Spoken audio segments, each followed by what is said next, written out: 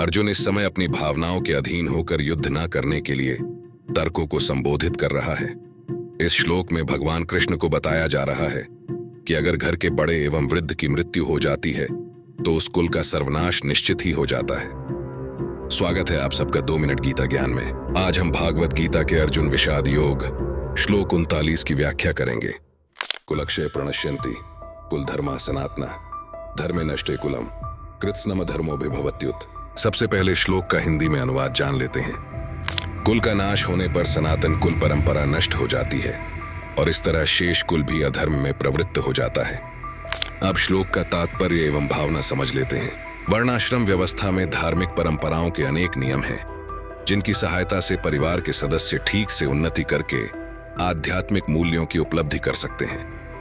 परिवार में जन्म से लेकर मृत्यु तक के सारे संस्कारों के लिए वयोवृद्ध लोग उत्तरदायी होते हैं, किंतु इन वयोवृद्धों की मृत्यु के पश्चात संस्कार संबंधी पारिवारिक परंपराएं रुक जाती हैं और परिवार के जो तरुण सदस्य बचे रहते हैं वे अधर्ममय व्यसनों में प्रवृत्त होने से मुक्ति लाभ से वंचित रह सकते हैं। अतः किसी भी कारणवश परिवार वयोवृद्धों का वध नहीं होना चाहिए। श्लोक का सार ये है कि वर्णाश्रम धर्म 3 शब्दों से मिलकर बना है। वर्ण, आश्रम, धर्म। आश्रम प्रणाली किसी व्यक्ति के जीवन को 4 चरणों में विभाजित करने को संदर्भित करती है। धर्म का तात्पर्य व्यक्ति के कर्तव्य से है।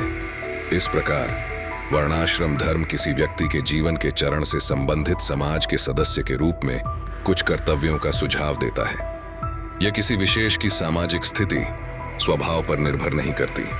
सदियों से हम अपने बड़े या वृद्धों से सीखते और प्रेरणा लेते हुए आए हैं कि जीवन में हमें कैसे मार्ग पर चलना है। उनके अनुभवों से हमें बहुत कुछ सीखने को मिलता है। अगर हम उनकी छत्रछाया में रहते हैं तो स्वतः ही हम अच्छे मार्ग की ओर प्रेरित होते हैं, लेकिन अगर वे ना हो तो हमारे विपरीत मार्ग में चले जाने में देरी भी नहीं लगेगी।